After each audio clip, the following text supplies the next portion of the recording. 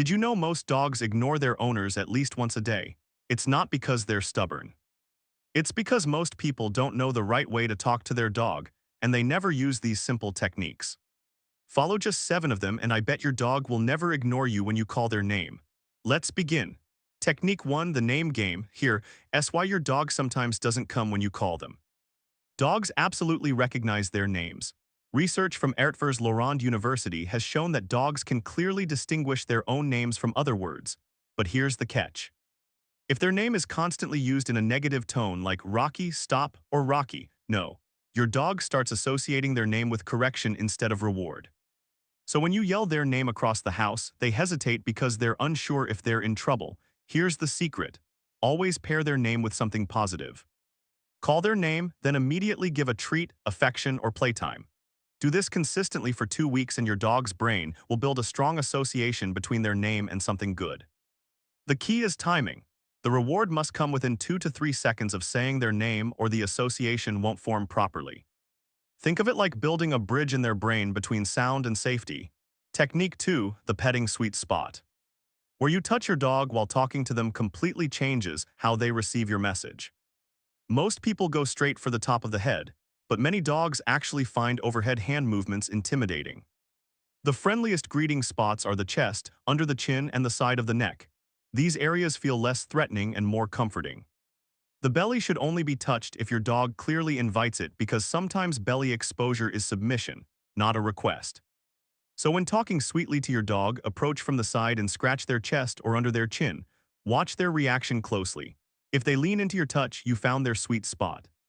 If they stiffen, turn away, lick their lips, or yawn repeatedly, you've crossed into discomfort.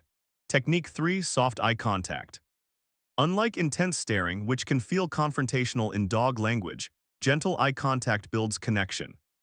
A study from Azabu University found that when dogs and owners share relaxed eye contact, both experience a rise in oxytocin, the bonding hormone. So instead of locking eyes intensely, soften your gaze, blink naturally, relax your face. Most dogs will respond by relaxing their body, wagging softly, or moving closer. The calmer your expression, the more trust you communicate. Technique 4, use enthusiastic tones. Dogs respond more to tone than vocabulary.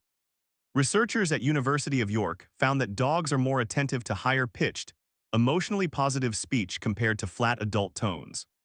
When you greet your dog, raise your pitch slightly and sound genuinely happy. Say hi buddy with warmth instead of a dull hey. You'll notice their ears perk up and their tail move faster. But don't force it. Dogs can detect emotional authenticity. Keep it natural and sincere. Technique 5, mirror their energy. Dogs are emotional mirrors. If you're frantic or loud, your dog absorbs that stress. If you're calm and steady, they settle. When you enter a room, don't rush toward them loudly. Pause, move slowly. Speak softly and let them approach you. This communicates confidence and safety. Think of yourself as the emotional thermostat. Your energy sets the tone for the entire interaction. Technique 6, respect the leave me alone signals. If your dog turns their head away, tucks their tail, licks their lips, yawns repeatedly, or walks away, that's a clear not now. When you ignore these signals and keep pushing interaction, you weaken trust. Instead, acknowledge it calmly and give them space. Ironically, respecting boundaries makes dogs more likely to seek you out later. Every time you respect their no, you make a deposit in your trust bank. Technique 7, bark variations. Dogs don't bark randomly. A sharp, repeated bark usually means alert. A high-pitched, excited bark often means play. A low growl is a warning. Whining can signal stress or need. Start paying attention to pitch, length, and repetition. Once you categorize your dog's vocal patterns, you'll realize they've been communicating clearly all along. Technique 8, food-based vocabulary. Dogs can learn dozens of words. The famous border collie chaser learned over 1,000 object names through consistent word association. You can apply the same principle at home. Pick specific words for specific treats. Say chicken only when giving chicken. Say walk only when you are actually going outside. Within days, your dog will react differently to each word because food strengthens neural pathways faster than praise alone. Technique 9, play before training. Dogs with pent-up energy cannot focus. Spend 10 to 15 minutes playing fetch or tug before expecting serious attention. After physical release, their brain becomes more receptive. Behaviorists describe this as satisfying the natural predatory sequence before social engagement. you'll see a dramatic difference in focus and responsiveness. Technique 10, the treat toss. Instead of always hand feeding, toss a treat a few feet away after calling their name. This builds engagement without pressure and is especially powerful for shy or rescue dogs. Distance removes intensity and builds voluntary trust. Over time, most dogs will naturally start closing the gap themselves. Technique 11, the 3-second rule. When petting and talking to your dog, stop every 3 seconds. If they lean in, continue. If they step back, stop. Most owners pet longer than the dog enjoys and accidentally cause overstimulation.